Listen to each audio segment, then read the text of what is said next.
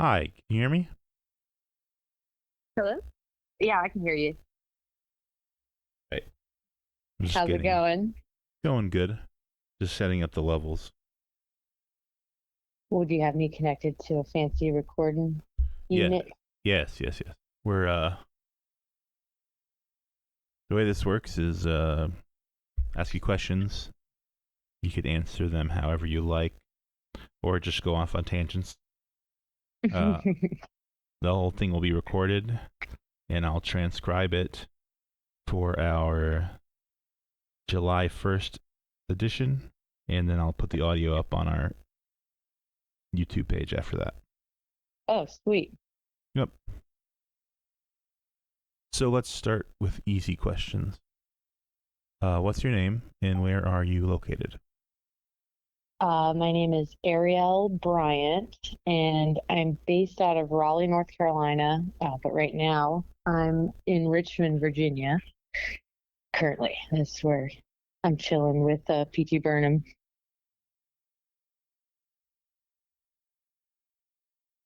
And what's the name of your project? I just go by my name, Arielle Bryant, though over the years, I have looked back and wished that I had picked like a stage name or something, but for now it's just my legal name. All right. And what's your background like? Where are you from? I was born in the heart of Washington D.C. at 5:44 a.m. on March 9th, 1989. And I lived up there for a good while. We moved down to North Carolina in 2005, my whole family. And I've been down in NC ever since. But I'm also a dual citizen of France, so I have a family over in France. It sort of informs my background a little bit. Have you ever spent time over there? Yeah, only on like long visits, like maybe a month at a time, a few times in my life. I haven't been since like 2009, maybe. Oh, okay. Do you have a musical background? Were your parents interested in music? Um, Not musical specifically. I know that my mom like really loved the Doors. Like whenever Mm-hmm. whenever I think about if if and where I got my musical abilities from, I know my mom can sing. I have a cousin in France who is a professional singer, and that's on my mom's side. But I do come from a extremely creative and artistic family. My dad's a fashion photographer. My brother edits movies in Hollywood. My little sister is in video editing too. I took the music route and I guess visual art as well. But that's all I know. Maybe some of my ancestors were it. I need to dig into ancestry or something. Were you formally trained? Did you go to school for any of your artistic pursuits? No, well, I went to East Carolina for like 2 years before I dropped out, and I was like a musical theater major, but I never took any the only formal music training I have, I suppose, was in high school when I was in choir, and I did like a cappella choir, but I have always had the hardest time learning the system of like music reading or music theory because I think I understand it in a different way and it just never stuck like sheet music and stuff.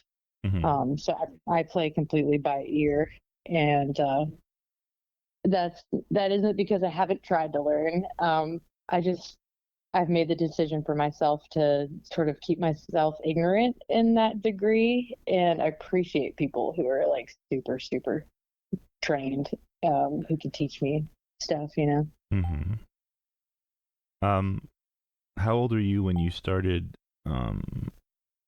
playing an instrument? I believe I first snuck my brother's electric guitar into a closet with a reading light, Mm-hmm. when I was like 12 or 13, and I started teaching myself tabs on guitar around then. But I've been playing guitar ever since. It's my main instrument. But I've been singing since I probably could hold a tune, you know? Mm-hmm. And how about when did you start writing your own work? Well, I definitely wrote weird, funny little songs as a kid, and I still do on the daily. But I think I started like putting my poetry to music when I was about 13 or 14. And that's usually what I tell folks is like, yeah, I play guitar, I'm a guitarist. I'm not half bad, right? But it was really just that I needed a way to get my poetry out. And people are way more inclined to listen to a song than they are to sit down and read a poem or listen to a poem spoken to them, you know? Mm-hmm. And I'm 35 now, so I guess it's been a minute, a couple decades. Yeah. So it was originally a vehicle for your poetry. When did you start writing poetry? I think I wrote my first poem when I was in the fourth grade. Or wait, no, third grade. It was about a ladybug. I still remember it. It was always my favorite subject in school was writing or reading or anything creative, really. Yeah. And when did you start performing these pieces for others? When my high school in Virginia had a talent show, it was like called something like the Coffee House, and that had to have been like my freshman or sophomore year of high school, and it was horrifying. But I know my dad still has it on video somewhere. I just remember feeling like I was going to throw up afterwards, but I also fell in love with it. Yeah, and I have not really stopped since. Gave a few breaks, you know. Hmm. So what were your early musical influences? Oh Lord. Um, the reason why I picked up a guitar was Blink 182, Oh, which okay. is weird because it is not anything like the kind of music that I make. I was obsessed with that band, but the artist who taught me that I didn't need a band, Mm-hmm. like that it could just be me, was Jason Mraz. And a lot of my early writing is very indicative of that fact. He definitely was an inspiration to like 14, 15-year-old me. Because up until that point, I just thought like, oh, if I want to play music and I want to sing and use my lyrics and stuff, then I need a band. And at the time, I just remember getting kind of shot down by like all the, garage band boy bands in my neighborhood, Mm-hmm. being like, no, we don't want to be Avril Lavigne. I was like, I Boy. like Avril Lavigne. Right. And so Jason Mraz is up there, but also stuff like Brand New, Taking Back Sunday, Dashboard Confessional, and some of the more like whatever my big brother was listening to, like Pink Floyd and The Offspring, The Strokes, a whole lot of stuff. And you've recorded albums as well? I have yet to release like a full length album under my name alone. I've released a few under my old group, which was called Pisces Rising. Mm-hmm. We did an EP and then a full length folk opera based on the Greek myth of Persephone, Okay.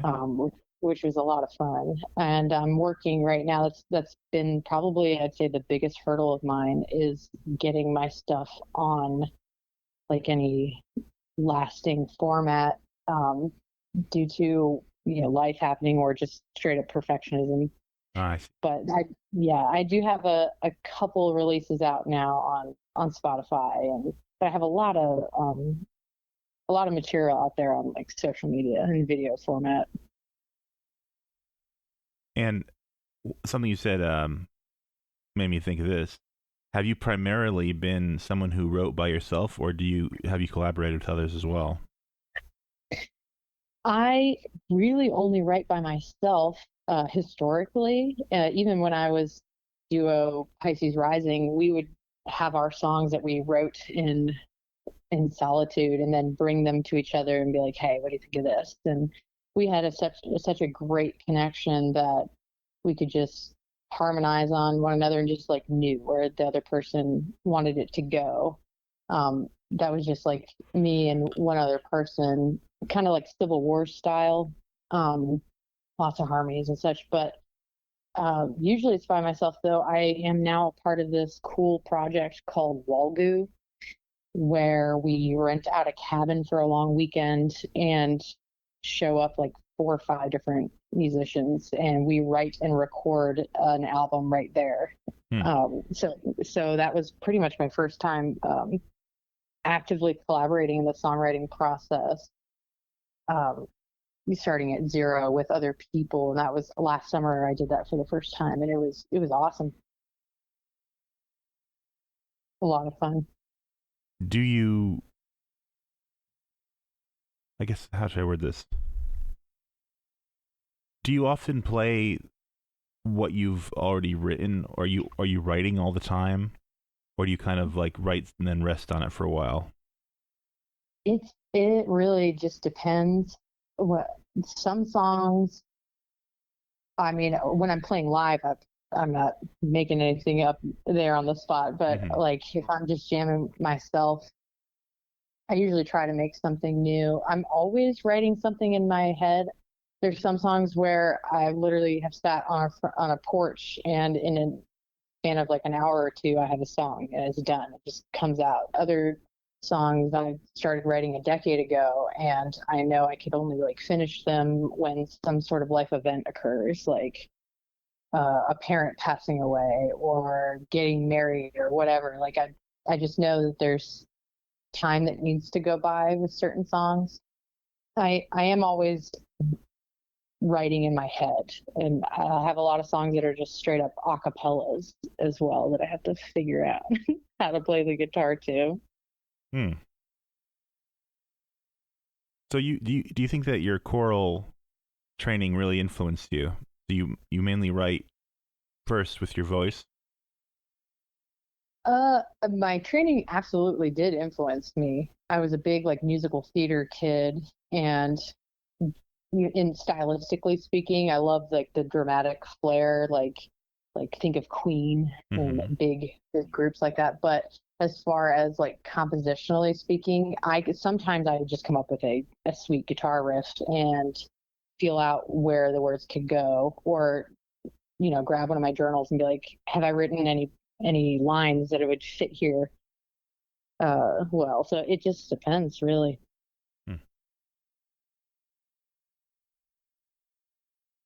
So you said you wrote a piece based on Greek myth. Do you tend to draw from external sources like that, or is your work mostly autobiographical? When I was younger, it was very autobiographical, but I started my study into all things within the occult back in my early 20s, and it greatly influenced me and still does. It shaped me as a person.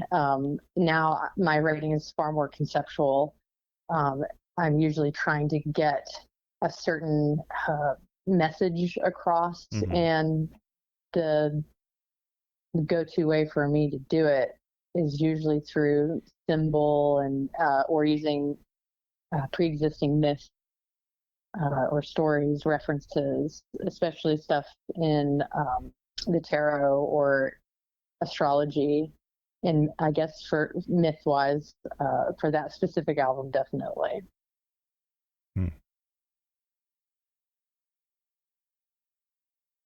Is there anything you would like to promote? I have a single that I released on Halloween called Adieu. Very, very proud of it. And I've begun doing all my own recording, mixing, and mastering. So I definitely would love to promote that one. And pretty soon here, P.T. Burnham and I are working on putting together a tour for his birthday in November.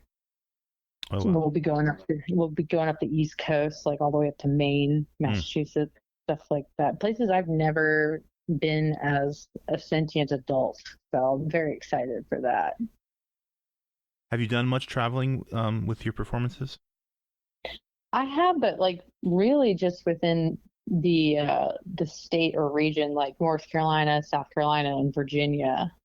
I played a couple times in Europe, like in France specifically, but mainly while I was on vacation, busking and open mics and such in London and France. Do you speak another language? I speak French, yeah. Interesting. Have you ever gone to Canada? Yeah, I have. My grandma on my mom's side is from Nova Scotia. It's been a minute though. I think we went up there for my 16th birthday. We went to Quebec. It was way too cold. I was like, this is nice. The food is great. Love the culture, but it is below zero in March nonetheless. Oh, yeah. So as you see yourself looking forward to the next year or so, do you have anything on the horizon that you're specifically working towards? Yeah, I have 5 or 6 tracks that I have guitar all laid out for that I really want to get out there. These are songs that some of them have been written and like ready to go probably since I was 18, 19 years old. And I've sort of hesitated on releasing anything super new, save maybe one track, I guess, officially. That was something brand new. That these songs need to get out there. It's my purpose, and my greatest fear is to die with my music in me. So I want to get these out and usher in the next era of me and writing and get into. I have so much stuff that I want to make, not only with music but with visual art. But there's a part of me that feels like it can't move forward without enshrining those things in time, Without fulfilling what you've started before, basically. Yeah. Songs that people have been asking me to publish and record since I was in college in like 2008. So I'm looking forward to that. Okay, that's good. So tell me about your visual art. What medium do you usually use? I pretty much exclusively do digital art. I use a drawing app on the iPad called Procreate. I also use Adobe Illustrator for like my more graphic work, but Procreate all the way. And how do others get to see this work? There's a bunch on my Instagram, but I do have an official website that has a portfolio, ariellebryant.com. Pretty simple there. I sell it at shows and when I do art markets and such. Most of my like band merch is just like little prints of all my drawings. So when you say you sell it at shows, do you like print? Do you do prints or something? Yeah, like I'll usually order like little postcard size prints, and I do have a couple like nice like larger like 18 by 16 prints. Trying to sell out of this old batch that I got right now, but like on my website you can also get it like in the form of a blanket or a whole bunch of stuff. Cool. I did Inktober, the Inktober challenge back in 2020, and decided to try and draw as many of my songs as I could. So there's a lot of art out there. It's 31 pieces. It's something most of the time I'm drawing, and it is something that I would like to do. Money wise, there's not a whole lot of money in music. It's not really why I do either of them, but Oh yeah, sure. Very cool. Mm-hmm. Okay. So that's a pretty good range of information about your work so far. Is there anything you were hoping I would get into with you that I haven't done so? Not in particular, but I was looking forward to talking to you about your publication, and I've looked through it before, and I refreshed my memory a couple days ago. But just I'm something of a symbologist Mm-hmm. and a deep admirer of the just that entire realm of knowledge Yes. and such. And that is something that I really would love for people to know about me, because I know there's other people like you and I who are interested in these things out there. And most people, when they unfortunately see a girl or a woman with a guitar, there's this assumption that there's this kind of lack of depth, or it's easier to look away and not really dig into it. And that's changing. And I've been pretty fortunate in my career to, work with really amazing people who respect me through and through. But I guess the depth of the meaning of how much work I put into the detail of symbolism and such. Absolutely. Yeah, it's something that I really, really, it's how I see the world. I agree. I think everything I do artistically is almost governed by it at this point. Like, beauty is really important in art. But to me, what's even more important is kind of the most direct transmission of an idea. And especially if it can bypass the conscious mind of the person that's looking at it. That's the magic of it, I suppose. Yes. Or if we call things magic when we don't really understand how they work, and the term itself is somewhat dismissive too. Like it's vapid, or you can't really, if you can't understand it, then it must be a trick or it's silly. And I sort of exist in the realm where, I wish others would join me in looking past the surface of things. But especially when it comes to symbols, symbology and such. It's so powerful. It's almost genetic, I think. I think so too. There was a linguistic philosopher named Wittgenstein in the 20th century, and he made this whole, he was a philosopher, so he spent all his time just analyzing how patterns work in language and stuff like that. And he wrote this whole long book about his theory. And then 20 years later, he said, that's all bullshit. This is the thing that's real. And he's like, language is visual first. And he was like, and he says, when you get beneath the specific words that any particular language uses, the mind deals with ideas visually in the subconscious level. And then the language comes out of that. And I don't know. I think that's relevant to the idea of studying symbols and making symbols and what their meanings could. Yeah, and it's really interesting. It's interesting because when we think of language, we think of like an auditory thing. I mean, if you're reading it, right? But we had spoken language before we had visual or written language. Yeah. And it's really interesting because there's this, I guess, normalized concept of, I don't know how to say this, but I don't think, in the same way that we perceive time as linear, like now, then, and later. Yeah.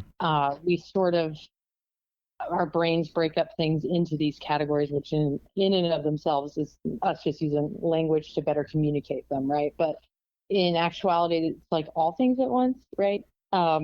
If you're hearing and seeing, because for me, I have synesthesia. Yeah. So like when I hear things, it automatically, most of the time, brings with it another form of stimuli, Mm-hmm. specifically like color.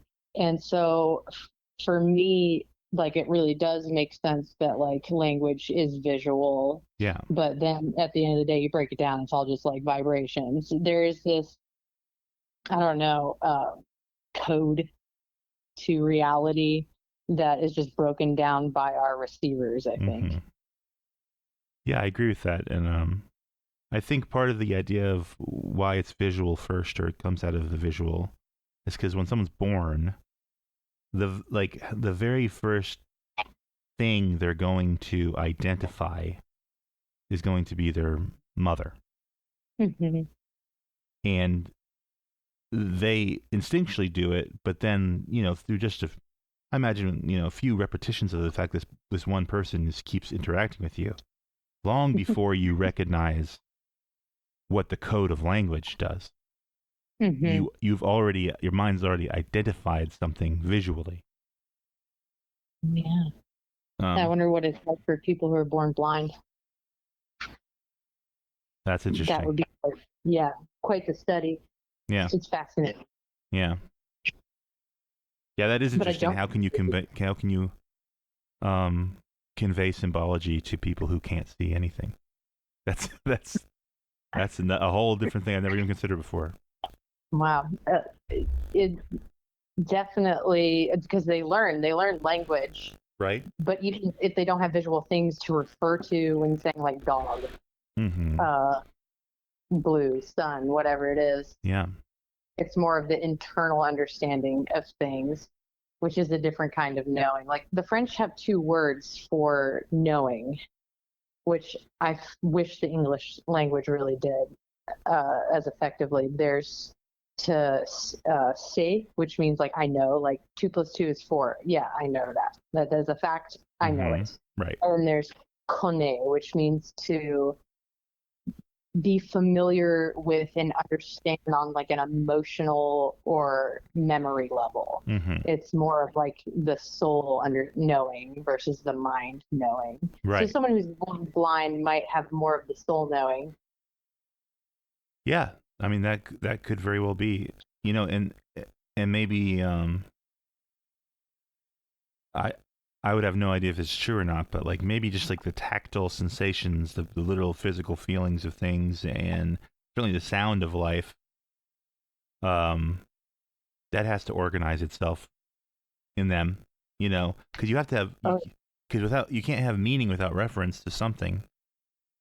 So this is so true. Or at least you can't communicate meaning without reference to something, right? Yeah. Which is frustrating, and maybe the reason why we're here. Yeah, maybe so. Yeah. Well. So, yeah.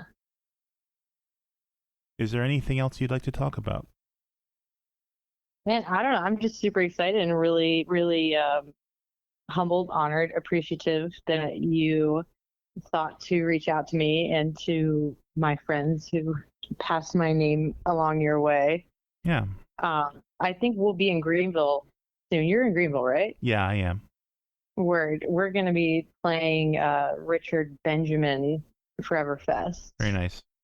At the end of this month. I don't know if you'll be there, but it'd be cool to see you. I'll probably I'll probably be there for sure. Word. And if you need any visuals for me, like pictures or whatever for the publications, just I can send some. Oh yeah, any photos you've got, or like pictures of your art that you don't mind being in black and white, because I can't print in color. But perfect. I do a lot of black and white. Okay, cool. Yeah, send if you give me like 5 or so photos of you on stage is preferable, but not necessarily, and then at least a couple of your drawings that I could include would be nice. Hell yeah. I think you'd like a few of them would be right up the alley of issues for sure. It's got some sweet symbols for you. Very cool. Yeah. Well, thank you so much. I really appreciate it. Yeah, thank you so much for doing this. It was fun. Hell yeah. I'll talk to you soon. Okay, you have a good night. You too. Bye. Bye.